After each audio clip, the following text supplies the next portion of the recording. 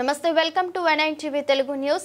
మొంతా తుఫాన్ ముంచుకొస్తున్న నేపథ్యంలో జిల్లా అధికార యంత్రాంగం ప్రజలు అప్రమత్తతో ఉండాలని మంత్రి కందుల దుర్గేష్ సూచించారు. మొంతా తుఫాన్ ప్రభావం దృష్ట్యా తూర్పు గోదావరి జిల్లా అధికారులు మంగళవారం జిల్లా కలెక్టర్ కార్యాలయంలో అత్యవసర సమీక్ష సమావేశం నిర్వహించారు.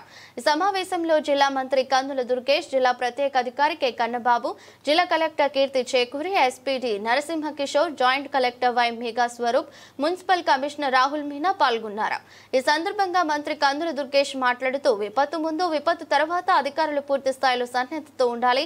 రహదారులపై గంటలు పడటం, చెట్లు కూలడం, ముంపు ప్రాంతాలు వంటి సమస్యలను ముందుగానే గుర్తించి చర్యలు తీసుకోవాలి. ప్రజల్లో ఏమీ జరగదు అనే నిర్లక్ష్య భావం ఉండకూడదు.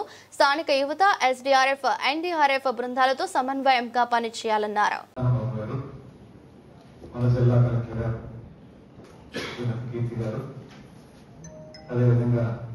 జిల్లా superintendent of police Narasimha Kishore గారు, జాయింట్ కలెక్టర్ గారు, మున్సిపల్ కమిషనర్ గారు, ఇంకా ఇక్కడికి ఇచ్చేసినటువంటి 50 మంది జిల్లా యంత్రాంగం అందరికీ కూడా నమస్కారాలు తెలియజేస్తూ చాలా డీటెయిల్ గా కన్నబాబు గారు అన్ని విషయాల గురించి చెప్పడం జరిగింది.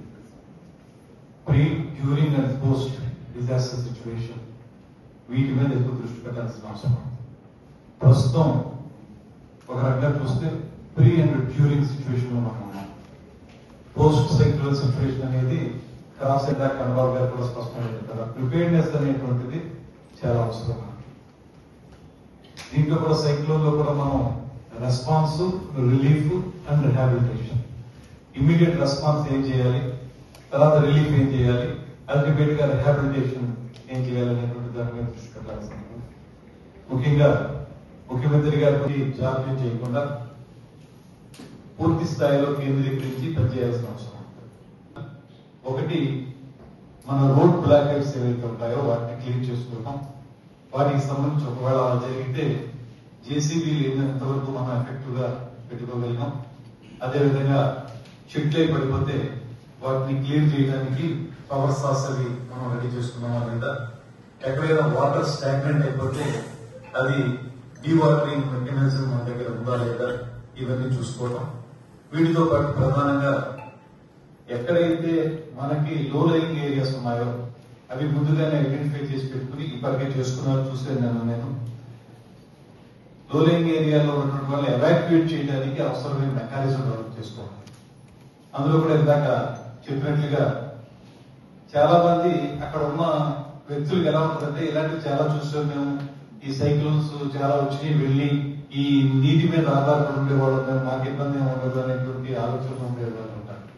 వాళ్ళకి అధికారులు వెళ్ళి చెబితే జరగదు కాబట్టి అక్కడ స్థానికంగా ఉన్నటువంటి రాజకీయ కార్యకర్తలు కానివ్వండి, అక్కడ స్థానికంగా స్వచ్ఛత సేవా కార్యకర్తలు కానీ ఎవరైతే ఉన్నారో వాళ్ళని కొంచెం ఉపయోగించుకుని వాళ్ళ ద్వారా వాళ్ళు ఎలాగా వాళ్ళతోటి అక్క, తమ్ముడు, బావ అని పాటించుకుంటూ ఉంటారు కాబట్టి వాళ్ళతో చెప్పించి ఎవాక్యుయేట్ చేసేటువంటి ఆలోచన కూడా రెడీ చేసి పెట్టుకోవాలి. పూర్తిగా అధికారులు చెప్తే మాత్రం వాళ్ళు వింటారు లేదని చెప్పలేము. తర్వాత మనం సేఫ్ ప్లేసెస్ కూడా ఇప్పటికే మేమందరూ ఐడెంటిఫై చేసుకుంటాం అనుకుంటున్నాను. ఎలాగ స్కూల్స్ కి సెలవించాం కాబట్టి స్కూల్ బిల్డింగ్స్ అన్ని ఖాళీగా ఉంటాయి, అవి పెట్టుకుంటాం. ఇతర ఆఫీసులు ఏదైనా ఉంటే అవి కూడా మనం రెడీ చేసి పెట్టుకుని వీటిలోకి ఎవాక్యుయేట్ చేసిన వారికి అక్కడ వాళ్ళని రిహాబిలిటేట్ చేసే విధంగా చేయాలి.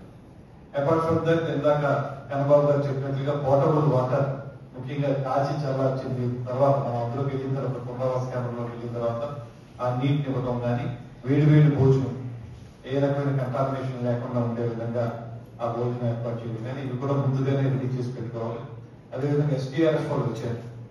వాళ్ళతో పాటు నేను ప్రపోజ్ చేస్తున్నది ఏంటంటే, ఈ ఒక్క సైక్లోన్ సిచ్యువేషన్ ని ఐసోలేటెడ్ గా మనం టైటిల్ చేసే కంటే కూడా ఒక ఇంటిగ్రేటెడ్ అప్రోచ్ లో భవిష్యత్తులో కూడా మనకు ఉపయోగపడే విధంగా ఎస్డీఆర్ఎఫ్ వాళ్ళు ఏదైతే ఈ డిజాస్టర్ ప్రిపేర్నెస్ యాక్టివిటీస్ చేస్తారో, వాళ్ళు ఫైర్ ఫైటింగ్ అలాంటి చాలా యాక్టివిటీస్ వాళ్ళు అయితే ఉంటాయి.